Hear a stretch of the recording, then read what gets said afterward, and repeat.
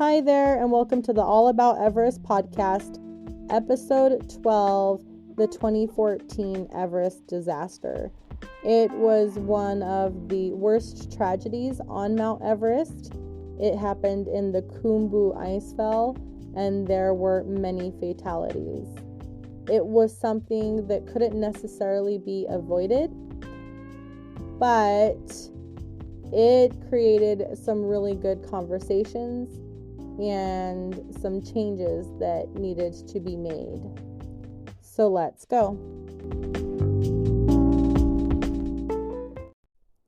So before we get to this week's podcast episode, I have a special guest. His name's Eli. His name's Eli, and he loves Mount Everest too. So he asked if he could be on the podcast, and I said, what did I say? Yes. So tell me, Eli, what do you know about Mount Everest? Mount Everest has a big mountain, and it's called the Ryan's World Mountain. It's called the Ryan's World Mountain? Yeah, because that's what I named that mountain. Oh, you just named it that? Yeah. Do you know that besides Mount Everest, it has other names? Yeah, of course. Yeah, it's also it has called... Dino Strike. I don't think it has dino stripes, but it's also No, called... I said Dino Strike because I named it that too. I don't think Mount Everest needs another name. It has a couple other ones. Do you know what they are? Of course. Sagarmatha? Mount Everest, Mount Helga, and also... Not Mount Helga. Sagarmatha. Sagarmatha, and also... Chomolungma. Tomama. Good job. I think your pronunciation's better than mine. And what is... And Mungasi dinosaurs and dinosaur books. I don't think there's dinosaurs on Mount Everest. There might be some Yetis. And also Yetis. Yetis too. And what do you think Mount Everest is best known for? Do you remember? Of course. It's best for animals, no animals, and best for Yetis, and best for the highest what? Highest mountain. And it's bigger than us. It is bigger than us. Eli, thank you so much for joining us for the podcast. I appreciate it. High five! Last week I did a full episode of updates for the spring 2022 Everest season. And this episode is going to be about the 2014 Everest disaster on the Khumbu Icefall. But there's a couple updates that I did want to give you because that's what I do at the beginning of each episode, but I forgot to add them to last week's episode. I had also mentioned that this was going to post on Friday, but with my son's surgery and everything else, I'm doing it today. And then tomorrow you'll have another episode, of course, as usual on Wednesday. And for those of you who asked, he's doing well. He's 5 and he's been suffering a huge hearing loss. Well, it turns out it was his tonsils and adenoids that were making it so that his ears weren't draining properly. So he got the triple whammy, which was tubes, adenoid removal, and tonsillectomy. And he's a rock star. He's doing really good. And he's in a little bit of pain, but, we're keeping him comfortable. And he's eating lots of ice cream and popsicles. So here's for the updates that I missed. As of today, April 12th, 225 permits have been issued, 50 of them to women, 175 for men, with the most permits issued for Americans. It's definitely a lower number than what we're used to, that's for sure. When you look at the list, you can also see that no permits have been issued for anyone from the Ukraine. And obviously, we've known that they won't be climbing. anyone who has the potential to climb has joined the Ukrainian military. Some of them have volunteered, some of them have been drafted. And this brings me to our next topic. A lot of the Ukrainians were pushing for Russians to be banned this year because of what's going on between Ukraine and Russia. You don't often see politics entering the mountaineering world, and especially climbing on Mount Everest, but it does happen every once in a while. Lucy Westlake from Naperville, Illinois, is a young American climber, and at the age of 18, she is attempting to become the youngest American woman to summit Mount Everest. So we'll definitely be following her as well, and she's heading out this week to Nepal. Like I said, there's a lot of people attempting some records this year, and there are a lot of women that are attempting to break records, which is amazing because women are about 1/4 of the mountaineering world, and there hasn't really been a spotlight on them until probably the 90s. And they're a force to reckon with in the mountaineering world. So I think this is absolutely amazing. I don't have any more Everest updates right now, but I know I will have more in the coming episodes just because the climbing season is just starting. And I'll do another big episode at the end of the climbing season. So expect that probably mid-May. And now we're going to talk about the 2014 Everest disaster and the Khumbu Icefall. The Khumbu Icefall is located on the southern side of Mount Everest on the Nepali side. This is the same side that Sir Edmund Hillary and Tenzing Norgay summited from in 1953. The Khumbu Icefall is essentially a flowing river of big chunks of glacial ice, and it's constantly moving. And some of those bigger chunks of ice are called seracs, and they will often fall. The reason why the Khumbu Icefall is so dangerous is because it's constantly moving, creating very deep crevasses, and the ice itself is very unstable. So what can happen is, besides the seracs falling and avalanches, people can fall into these big, deep cracks in the ice. The other thing too is when there's bridges of ice or snow, they're not necessarily stable, and multiple people have died navigating the Khumbu Icefall. It is considered possibly the most dangerous section on Mount Everest and is the most dangerous section to navigate on the southern side of Mount Everest. The Sherpa community has the highest fatality rate in the Khumbu Icefall.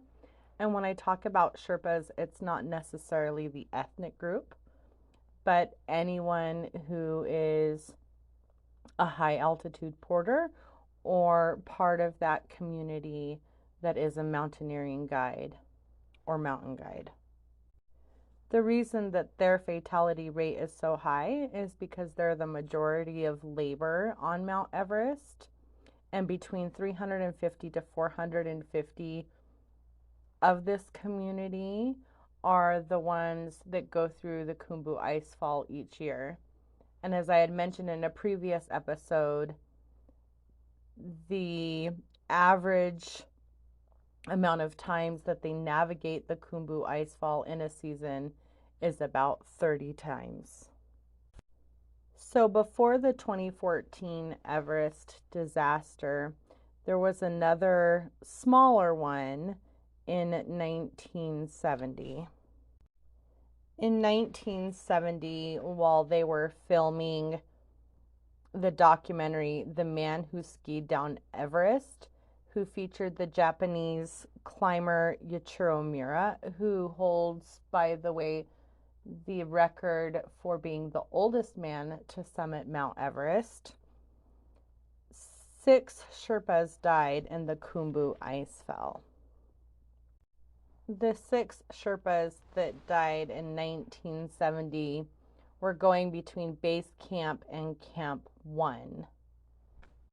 They were killed by an ice avalanche in the Khumbu Icefall.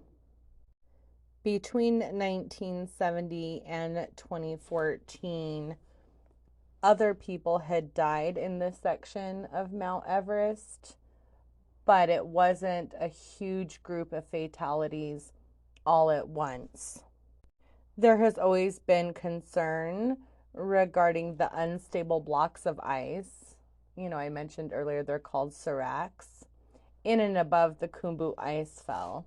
And climbers are encouraged to go through the icefall very, very, very quickly, early morning before the sun hits the ice, and to be as experienced as possible as they go through. Basically, minimize your time and make sure it's cold when you go up. In fact, this section is so dangerous that in 2012, Russell Bryce, who owns the guiding company Hymex, he chose to cancel his entire climbing season because of this huge ice rack that was just above the icefall. He was so concerned that it was going to cause an avalanche that he canceled his whole season. And there was a lot of controversy because rumor has it that he did not refund people their money, even though many of them in later years went on expeditions with him. And, that's between him and his climbers. Russell Bryce is extremely experienced, even though he's a little controversial at times. And if you watch the 2014, or if you watch the documentary about the 2014 Everest Disaster, Sherpa, which I highly recommend it, and you can find it on Amazon. And also, I believe it's on Tubi right now. Make your own assumptions. Russell Bryce, either you like him or you don't, but none of us really know him unless you're a climber. And he made a judgment call, and I can respect that. One of the biggest things that they have done to make the Khumbu Icefall safer is that they have the team of icefall doctors. And the icefall doctors are a group of experienced and trained high altitude climbers, usually from the Sherpa community, who work to fix lines through the icefall. It can be fixed lines, it can be ladders, things like that. It's a lot better than some of the stuff that they used to use, like logs. With the fixed ropes that are anchored in, it really has changed how climbers navigate the icefall and has made it much safer. And without the icefall doctors, I think there would be more loss of life than if they weren't doing the job that they are hired for. And again, these are highly trained individuals. And I think that this is the most dangerous job in the world. They've been doing this since 1997. Even with the work that these highly trained individuals do, there's still danger. And with the seracs, it was just a matter of time until something happened. And so in 2014, 16 people were killed. There were a total of 25 climbers in the Khumbu Icefall. The climbers that were caught in the 2014 avalanche had done everything that they could to prevent something from happening. And it was early morning. It was about 6:45 local time when a huge serac fell, causing an ice avalanche. And when we think of avalanches, normally we think about, well, for me anyway, I think of a whole mountain of snow just tumbling down the mountain, like in that scene from Seven Brides to Seven Brothers. And the ice avalanches are a little bit different. There's huge chunks of ice and they're dislodging snow, but they just keep coming. So of the 25 climbers, 9 of them were injured and 16 of them died. They were able to recover 13 bodies, but 3 of them are still on the mountain. Besides 2014 being the most fatal day on Mount Everest, it also, like I had mentioned earlier, opened up a lot of conversations. It was thoroughly covered by media, which really highlighted the Sherpa community, as well as the exploitation of the Sherpas on Mount Everest, the safety concerns, and everything else. The media really played a huge part because before 2014, they didn't necessarily highlight the Sherpa community, the Sherpa climbers, and their experience and their achievements. In 2013, there was a brawl on Mount Everest. Not very many people know about it. And again, it's a he said, she said thing. It's something controversial. This is just a normal thing that happens on Mount Everest. Not the brawl, but how there's conflicting information and you find your truth. My opinion is that the Sherpa community, they are exploited. They get paid like $5,000 for an Everest season, which for us seems very minimal.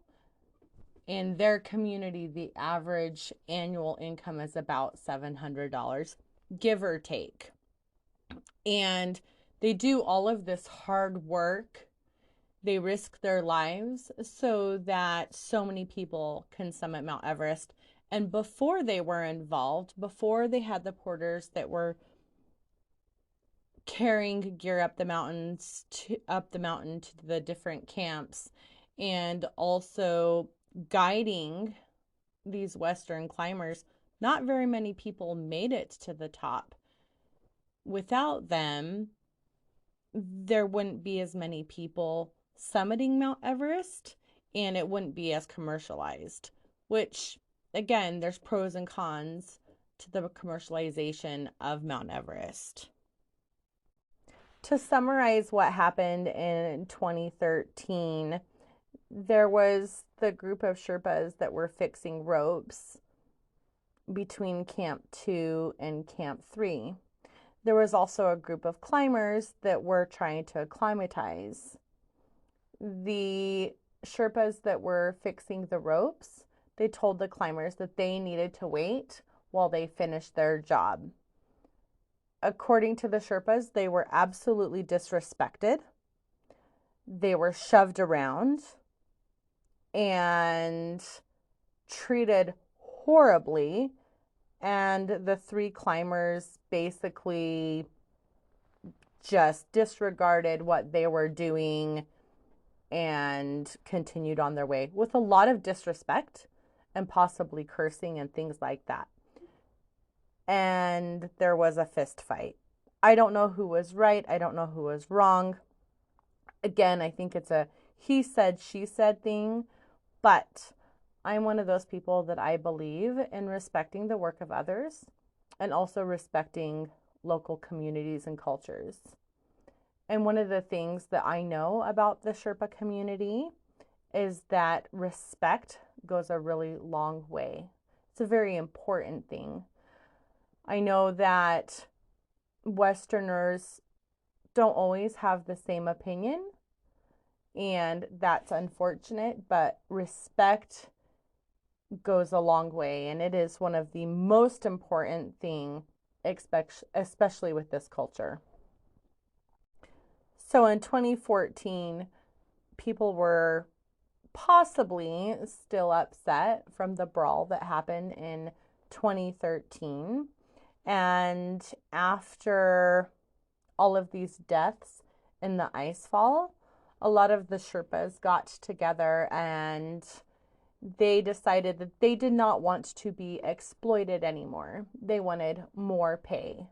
And their government didn't really reimburse them very much if something happened. They do have a life insurance policy, which is about $400 through their government. And that barely covers a burial. For so many of these climbers and porters, they are the main person in their family that provides. So imagine the main breadwinner passing away. It's traumatic, it's horrible, but they provide for whole families much bigger than maybe yours. And they decided as a group that they needed to band together to insist on more pay. And not even that, with so many people from their community dying, they felt that they needed to respect those that had passed away, and they wanted the climbing season to end. The Nepali government did increase the life insurance by about $100 at that time, but it still wasn't enough. And so the Sherpas decided that that climbing season would end. And it did on the south side, of course. Tibet, they kind of do their own thing. But it really put a spotlight on how important this community is to climbers and how little they are paid. There are so many organizations out there that have been established by Westerners to help support the Sherpas. There's funds for those that are injured or killed while climbing Mount Everest to help out their families. I think that their government should do a little bit more because without them, again, no one would be able to summit Mount Everest, or very few people, because some people have summited without teams. It's very rare. There haven't been a lot of solo climbers, but with all of the logistics, with everything that they do, I mean, on average, 400 people from the Sherpa community are working on that mountain each year, at least. And I think their government needs to reimburse them a little bit more, support them a little bit more, because those tourist dollars, they support the whole country. Eventually, the Nepalese government did give the families of the deceased climbers an additional approximately $5,100, but the funds weren't available until December, and the climbing season had already been canceled. The biggest thing, though, was that so many of those families could not access the funds because they had to go all the way to Kathmandu. And these are impoverished communities. They don't necessarily have the funds or the way to get all the way to Kathmandu from where they live. They live in these very rural, out of the way places. So, again, something needs to change when it comes to those processes. Hopefully, it will in the future. But the Nepalese government really needs to make a change. One of the biggest things, though, was the season was canceled, and this was in April, right? Well, There was a Chinese businesswoman named Wang Jing who summited Mount Everest from the south side on the 23rd of May. And it was extremely controversial and, in my opinion, very disrespectful because the climbing season had been canceled. It was out of respect to the dead. And again, it was to get, better compensation because they do so much of the work. Yet this woman decided that she was going to climb Mount Everest anyway. I'm not even sure how it happened, right? Maybe it was money changed hands somewhere. Maybe it was she strong armed someone. I don't know. But not only did she climb Mount Everest after the decision, over a month after the decision was made that no one would climb from the south side of Nepal, but she also took a helicopter over the Khumbu Icefall. So she bypassed that whole dangerous section and summited Mount Everest.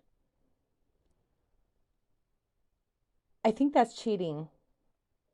Not only is it cheating because you didn't climb the whole way, but it's it, it disgusts me. I mean, what disrespect. What you can't even respect the decision of others who are trying to make a better life for themselves, but also those that passed away in a very tragic, horrible way. I can't believe that someone could do that. But again, that's my opinion, so you can make your own decisions on that. The Nepalese government has tried to make the Khumbu Icefall safer. And in 2015, they decided that a new route that would go straight up through the center of the icefall would be used because it was essentially safer. And this year, there is a team that are attempting to establish a new route that circumvents the icefall, and we'll be discussing that more at the end of the season to see if they were successful or not. And I mentioned that in the previous episode regarding the updates for this year. If you are climbing Mount Everest and you're climbing from Nepal, you do have to go through the Khumbu Icefall. Hopefully, this new route will work out. But in the meantime, 5 safety tips if you're going to go through the Khumbu Icefall. Go in when it's still cold in the morning. Do it before the sun is touching the ice and causing it to move faster and become more slippery. Clip yourself into the fixed lines. Even if you're on the ladder, always be clipped in. Move as fast as you safely can. Try to keep stopping at a very minimum. If you have to stop for the minimum amount of time that you can without slowing other people down and risking your own safety. And let faster climbers go past you. Do make sure that they're clipped in. Too many people fall and die because they're unclipping and then clipping back into the rope. So if they can't safely move past you, it's probably not a good idea.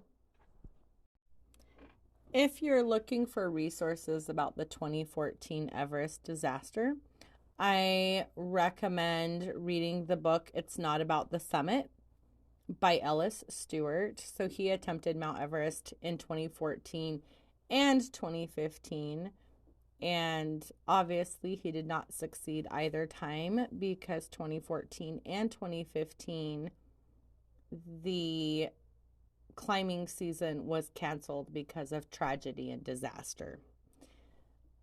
You should also watch the 1970 film, The Man Who Skied Down Everest, just so you get a feel for how dangerous the icefall can be. And it's just a good documentary anyway. And then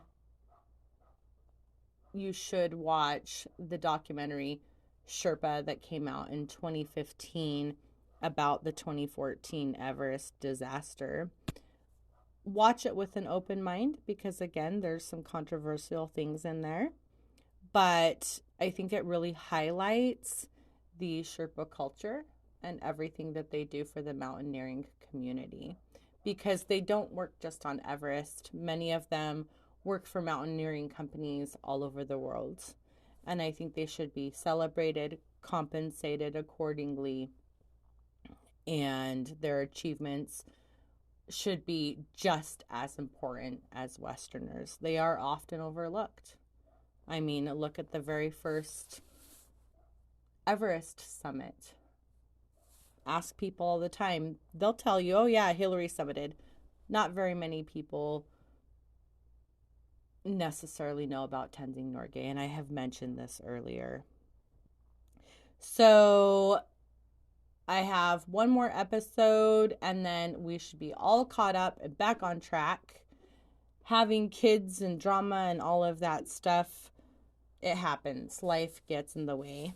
So the next episode will be a kids episode.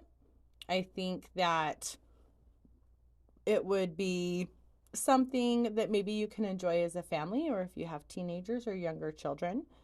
I like to keep my kids involved in stuff, as you can tell from the beginning of this podcast episode. And my older girls would like to be involved, and I think that they also have different perspectives, and maybe they can ignite a passion in some young child to summit Mount Everest or to do big things, right? Because we want our kids to be passionate and we want them to do the unattainable and to make the best out of life. So we'll do a kids episode for the next podcast, and then after that we'll do the 2015 Everest disaster, and we'll be on track back to every Wednesday. Don't forget to like, subscribe, and rate. This helps it so that I can continue to provide these podcasts for you. And that's it. So we'll see you next week.